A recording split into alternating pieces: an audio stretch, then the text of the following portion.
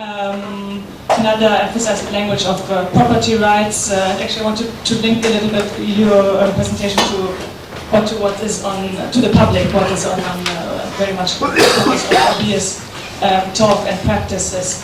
So what I was wondering is to what extent did the fact that religious buildings, you talked about how Solidaire defined religious buildings as the only inalienables in a way, although in effect this was more, not facade, but it was more, in the end what mattered to them was the property value. To what extent does the public come into this? To what extent was it religious buildings most easily defined in the waqf, so it was more difficult to argue on behalf of Solidaire or to expropriate these places, and whether actually whether the other non-religious buildings, whether their ownership was known by the public,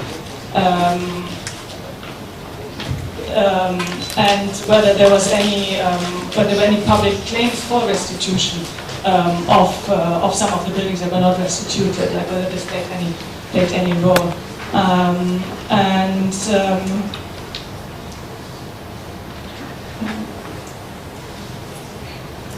And it was just one question, whether this new interpretation of waqfs as not necessarily inalienable, did it affect the status of waqfs as a whole in other areas other than Beirut city central district following this? Abir, thank you very much for the presentation. Wonder whether one is better off without a state listening to you. I was wondering, one of the arguments also for keeping publics out of places like Beirut is the security, the guarantee of security of the space, and to what extent in some of these examples that you mentioned, like in Dalieh, like in Al-Jalal, to what extent does security come into, and how is it just through social practice it's guaranteed? Is it something that comes up in the discussions?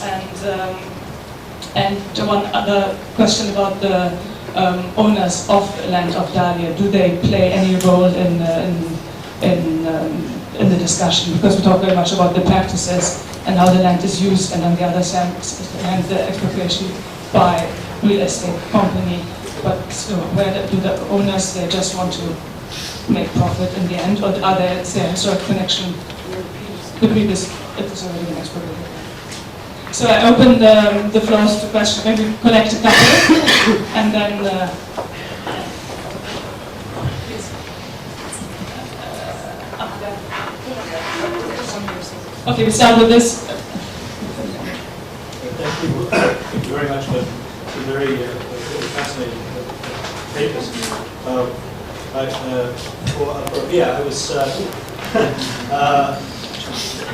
I was really struck by the analysis you were providing. I think it's an incredibly rich one. It seemed to me that it's not just a story of property versus something else. It's about property in both senses. In the sense that property is the right to not be excluded from a set of resources, as well as property to exclude. I don't have any suggestions by way of fictional. I was struck by, certainly in some branches of law, one can talk about prescriptive right. And the idea, prescriptive right, the idea there being that this goes back to the idea that property is something, whether in any modality of property, something that has to be enacted and reproduced and sustained and reiterated. It's not a static thing that necessarily, and of course very often we expect that there's some sort of reiteration of property. And so one can find examples of people doing something and reiterating that, accessing a field, for example, and doing that over a considerable period of time, such that the court will recognise a prescriptive right of way to, in fact, such that point of access becomes somehow public, or becomes something different from property union. So it's just a general observation. Ready to start.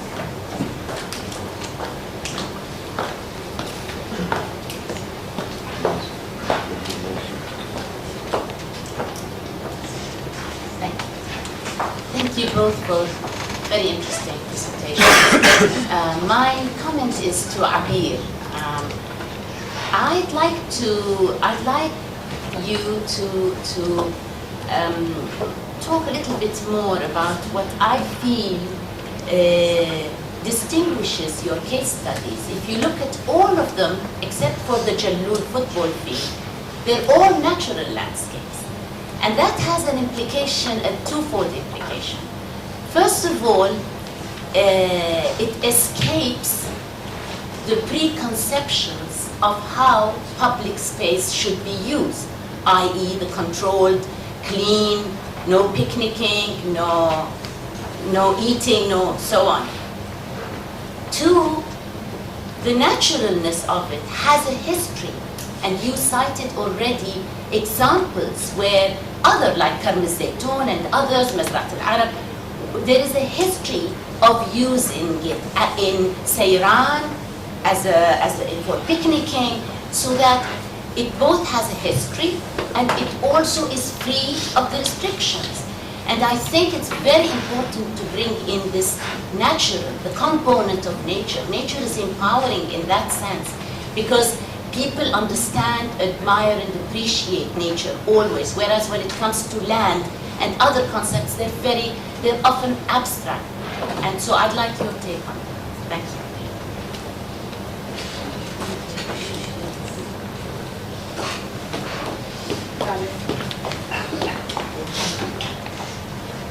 Thank you. Again, thank you both for very interesting presentations. Nadia especially, I was mesmerized by this fascinating numbers game that you documented, and this kind of transformation of the waqf into something completely other, in a sense. And I wonder if you can go back and maybe talk a little bit about the types of debates, if any, that took place in defining what was the religious in terms of the buildings, and whether those debates included a desire to kind of affirm the classical definition of waqf on the part of any of the players. And to Abir, it was an incredibly striking and pessimistic picture that you painted. It's not a criticism, but just simply to say that when you ended on a note of kind of resistance, I wanted to speak a little bit more about what types of mobilization. You mentioned that there's movements and stuff. Can you talk a little bit more about these and how they intersect between different classes? Are they sort of happening in different realms, or is there a combined effort, and what shape is it taking? Thank you. Maybe go back to you. No? We have one more question. Okay, there's one more question. Thank you both. Nadia, I was wondering in your research on the waqf in the Solidar area, were there any open spaces adjacent to, you mentioned that those that were preserved were mostly mosques. Were there any open spaces adjacent to these mosques that you have come across? And secondly, what about the cemeteries, the Santier mosque cemetery? Following on Jala's comment regarding the natural typology of these open spaces, I think, Abir, what we're seeing is that a couple of weeks I was at the Sufi garden in Beirut, and the users were perhaps 99% non-Lebanese. Where are the Lebanese users of these public spaces, public gardens, and what's your comment on that? Thank you. One more question. We do another round of questions. Thank you everyone for the questions. Nadia, to respond to you first. Yes, absolutely. There was a big mobilization, and not just around religious buildings. I mean, the big question that was brought up by various groups that were opposed to the JW's complacency, which comes particularly from political positions also, given the Mufti's close relationship to Dalieh at the time. So it was not just, kind of religious law. There was also parts of politics involved in that. And so others actually used discourses to your question too, that these waqfs are inalienable and that they are not supposed to be this way. And even within kind of opinions reflected inside the Dalieh through internal documents. You would see sometimes some people refusing to attend meetings for things saying that this is not how this should be done. And even judges have told me this is the way this exchange has been done is not acceptable in Islamic law. So there's kind of going back to sometimes to the way that the proper interpretation of Islamic law should be. So there's always a debate about what is the right way to do it, and one has to know that exchanges are allowed for waqfs under Islamic law. So, but it's framed not as a sale, as an exchange, because it's supposed to be linear. So debates totally on front pages. I don't go over this here. I went over that, if you remember, in diversities, and there was a lot of on newspapers, you know, Jamiyat Rashid Azhar, etc., coming forth and, you know, attacking the Dalieh, kind of, you know, saying, you know, some people are not taking care of what they're supposed to be doing, and we want the Dalieh to kind of do the things it's supposed to do, which is preserve the interest of each waqf and to preserve the wills of the founder. And in terms of them not being lineal, I think that they still perceive lineal, but that this is a process of exchange. And so that's that. And I think I mentioned that maybe. Buildings. The buildings. Defining what is a religious building. Yes. Yeah, I mean, this process actually started even earlier during the French Mandate, and particularly around what was called the family waqfs. So when you did the waqf that was to be for your family, the French argued that this is not really religious, because really religious has to be, a mosque has to be something charitable, and decided that family waqfs are not part of that. And so it was kind of a continuation of something that had started before in terms of the changes of what counts as religion, what counts as economy. And it's a further instantiation of it and kind of purifying waqf constantly to be able to fit in this category of economy or religion. And the challenge of waqf, of course, is that it actually works in both. It's at the same time a charitable act and dedicated to God, but it also is an economy, and it doesn't fall in our modern categories of, you know, no, it either should be something we do for profit to actually, you know, sustain the economy, or we have to do it please God, and that should not involve money and profit, etc. So, but actually not profit economy, just because it is nonetheless not geared towards profit, and that's kind of the main point of it. And Al-Khassaf, who has like a treatise on waqf, argues, you know, waqf is not for profit. I mean, he has a very clear sentence when explaining exchanges, that you're not supposed to just go ahead and find a better profit whenever you want. You're supposed to preserve it, and that's kind of the logic of it. The logic of these waqfs is to preserve the wills of the founders and the particular social geographies that they are supposed to get. Okay, I'll start with the question of security. I mean, yes, security is used in a lot of cases as a pretext to close down public spaces. But if I want just to give Dalieh as an example, as far as I know, there hasn't been any issues of security in Dalieh, and it's mainly due to two reasons. There's a big army base between Dalieh and the Moumtaz hotel. The fishermen say that the army base is because the previous president used to go swim in the hotel, and that's why the army base is there. But I don't know if it's really the reason. And the other reason is that the fisherman community itself there takes care of a lot of what's happening. So also the fishermen say, for example, that yeah, if we hear if someone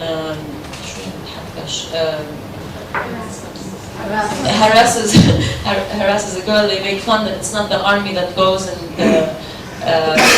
stops it from happening. They're the ones who do that. So the fishermen do play a role by being there, especially at night, and especially that the area is not at all, for example, lit, or it's not. Some people find it dodgy at night. Now, about the owners of the previous land, I don't really know the details of the transactions that happened between the previous owners and the companies. But I know that the owners did not know that they were selling to to companies and to Hariri, and usually I heard that the reason is that they don't like raise the price of what they want. And I also know that a lot of plots, few shareholders, and they were all mostly women, refused to sell. But I really don't know more about the transactions. In response to Jala, I totally agree that a major factor in the fact that these places have been claimed is that they are natural resources and they are along seas and waters and rivers. And definitely the right to access nature is part of our right to the city. And it definitely needs to be on the agenda of how do we claim back these spaces. And I agree that it's not a coincidence that all of them are places that people want to go to recreate. Now about mobilization, I don't want to make it sound as if there's a huge thing happening. There isn't yet. But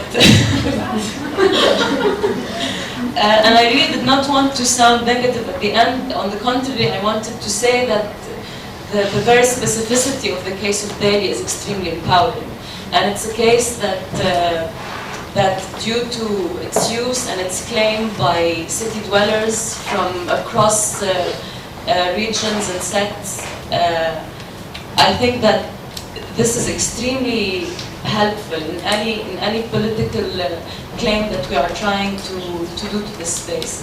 Now, to talk more about the mobilization, apart from having drafted a petition, and it was very well received and a lot of people signed it, there are several ways that we are hoping to continue with this. I mean, one part is trying to stop the project from happening, and the project to happen needs a presidential decree that will have to be signed by every member of the higher council of the DGU, which we all know that is a very corrupt council.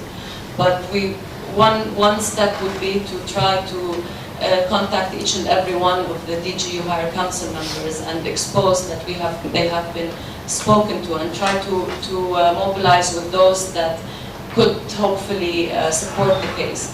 Another way is a demand for taking back the land in terms of expropriation, but this is also a far-fetched claim, and I'm not sure even if we would all endorse such a claim. But even someone proposed that we should start a campaign to collect money from the public and start the campaign of a bank account and collect money, and even this as a statement, even if we don't end up buying the land, but it's a statement of wanting to have a collective ownership of the space. And the third one is really has to do with law, where there's a 1925 law that enables any citizen to access the sea. And there has been a series of laws that have been issued after that totally contradict this right to access the sea. And these laws, particularly one that was issued in 1966 and then amended in 1989, that allows the private exploitation of the public domain by owners of property next to the sea. And one major demand would be to annul this decree, because it's the main one that has allowed for all coastal developments on the coast of the entire country. And lastly, I mean, as I said, the only reason the space has so far been open is because people have been using it, and this is an invitation for everybody to keep on using and going to Dalieh.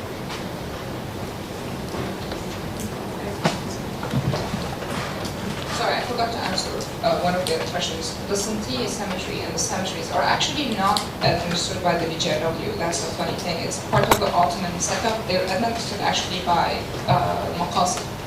And I didn't mention that, but the waqfs that exist in the region in downtown are not the only waqfs that exist. So because the attempt to subsume under the state all the waqfs never will be able to happen. And so there's a lot of waqfs that exist in downtown that are administered by families, and like the one, and in addition, ones by associations like the Maqasid. And Maqasid did not negotiate a deal like this. I mean, there was a big scandal about this, and the fact that they actually gave up all of what they had in downtown for cash. They were struggling for cash at the time, and they needed it, and it was a big issue in the Beirut community. And open spaces, and I think that's a really important different ways of thinking about mosques, and that is enacted by Solidaire. And mosques were never just mosques as monuments, as religious buildings. They had always been integrated with the economy, and so the Omari Mosque actually had shops on top of it and around it. And part of what the Solidaire did was to decide that it's not monumental enough and should be taken out to be monumentalized and put in front of them like squares and things like this. Whereas if you look in like even the Umayyad Mosque in Damascus, it's kind of really enmeshed in the city. And you could go into like the streets, come into the port, and so this is really part of the fabric of the city in ways that today the way the mosques are kind of conceptualized are like religious monuments, very different from the way that they were lived. Do we have more questions? I think we have time for another round.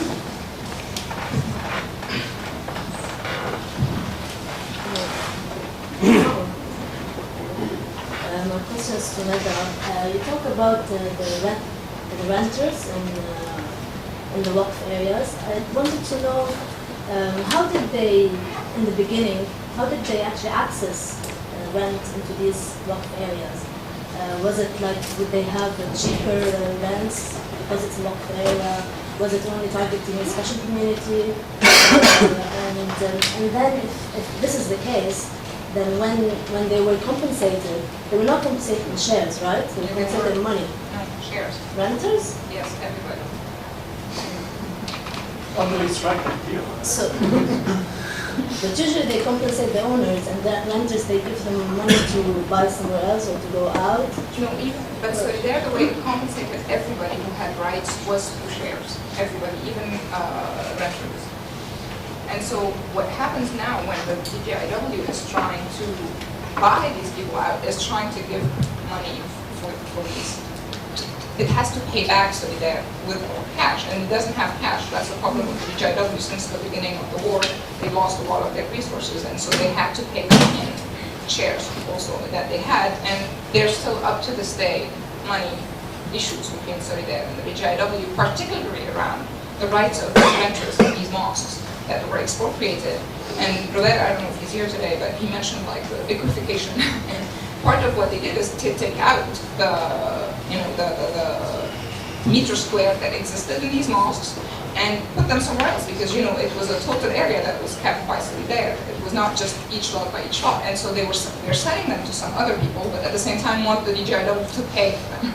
So trying to make money like in every single possible way. And in terms of rent, actually, it's very interesting. No, the waqf actually rents to anybody who's interested. They're not sectarian by divide. They don't just give to them, to their Sunni, whatever, whoever wants to rent. And you can actually go to Hamra. I don't know if you know, but in Hamra there's this mosque, Hamra Mosque, and there's a center, and they rent to anyone. I mean, I think particularly in these days with the kind of tensions, I don't know how it's going, but a lot of the people who were kind of given compensations are actually Christian renters of the waqf. So, and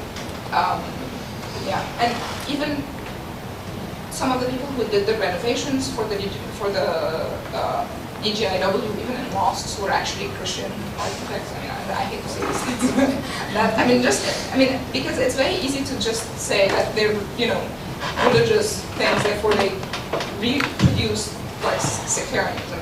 I mean, they do it, I think, in a different way, and that's not the argument that I did, but that I wouldn't have time to do today. I think they do it on a larger scale, but not on necessarily on a daily basis. But I just meant more about them being more the caretakers of people and giving more lower prices. That wasn't happening. Actually, the part of waqf is to produce money to support charitable purposes, and so one of the original kind of stipulations in Islamic law manuals was that waqf should not be rented for more than 3 years so that it's always on the market. And of course, that was a problem, and there were like, not enough people to rent, and so they had these long rents, etc. Complicated things much more, but that's kind of the essence of it, is that it's supposed to produce money to support shareholders. One question there. So we have one question here, one question there, and then... Sorry, Abir, I think those of you who were at city debate, maybe just to bring it full circle, those of you who were at city debates last year will recall Yashara Dalieh talking about the mega projects in Istanbul, and many of you had the same reaction when we saw the plans for Gezi Park, and we couldn't have predicted that just a few months later that would be the catalyst for the protests when the bulldozers went in with the trees. I think what concerns me in the case of Dalieh, it's that the public that's using this space, most of them are very vulnerable and quite despised public, that many, we're talking about refugees or Kurds or working class sexualities with no place else to go. A public without a lot of representation who's using this space. What do you think of this? I mean, if this is actually perhaps an element behind some of these plans, that the plans to develop the beach are actually to deny these people a space to gather.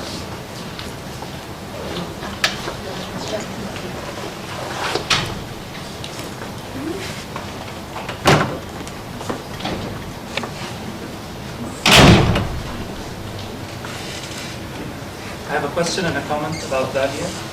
Abir, you talked about 3 options, but you didn't discuss the option of negotiation between the private interest of the landowners. It's a big, in a way, it's a big site, and it can hold the capacity for a negotiation.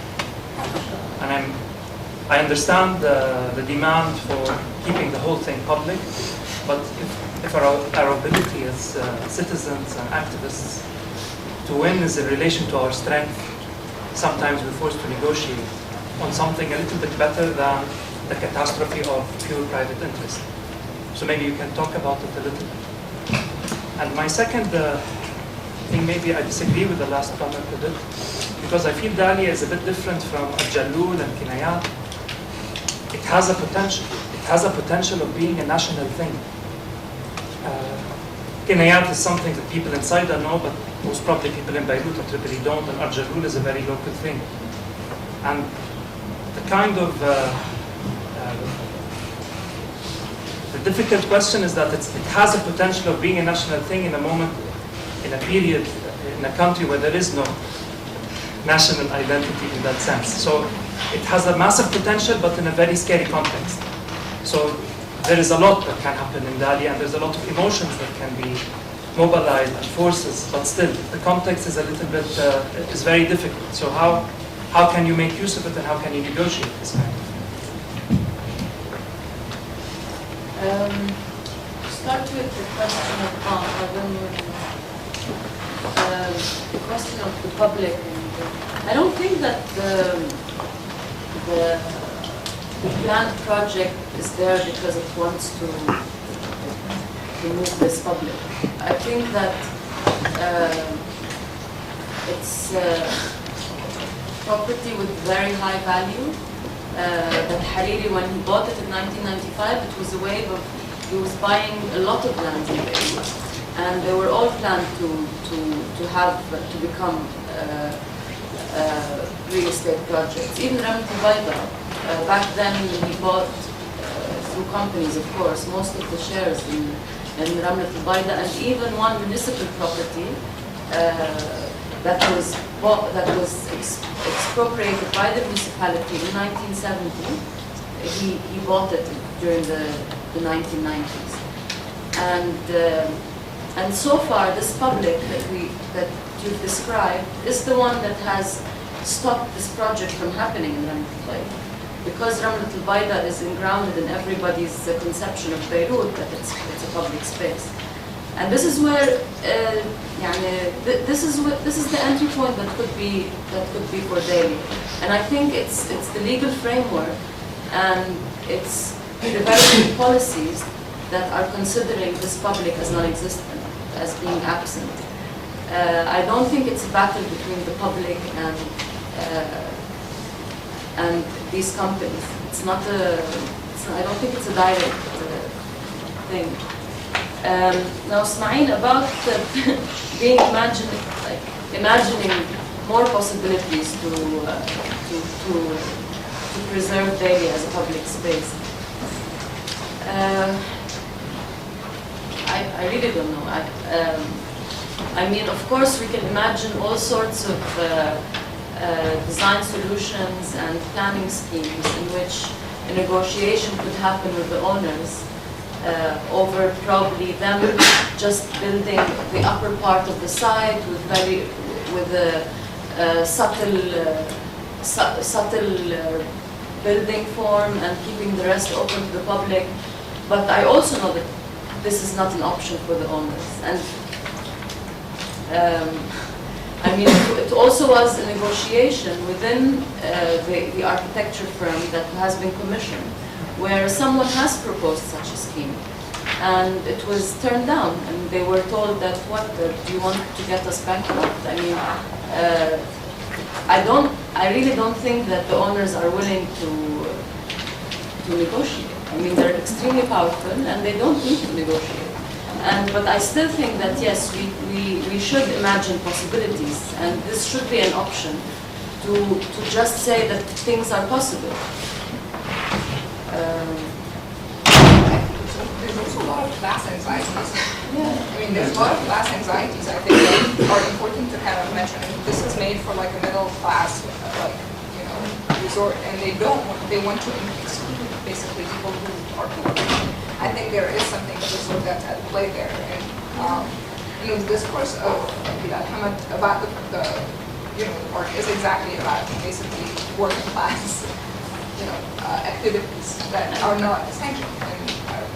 And also, for example, Zaytuna Bay is an example where they believe that they've created this negotiation between, it's a place they claim is private, is for them, but that they've opened to the public.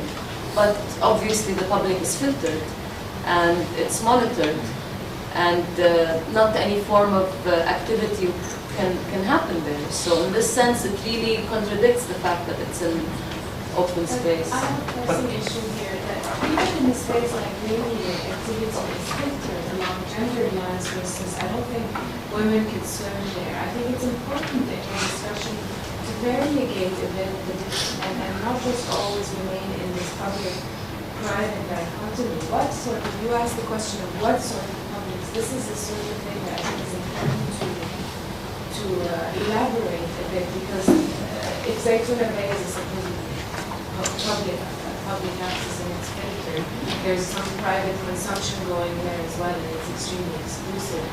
Surely places, and all places in Beirut are to some degree that are legally classified as public, or that are private but being used and postponed, even as they postpone private development. That doesn't make them entirely, what do you mean by public when you say that they are public? Is what I'm interested to know.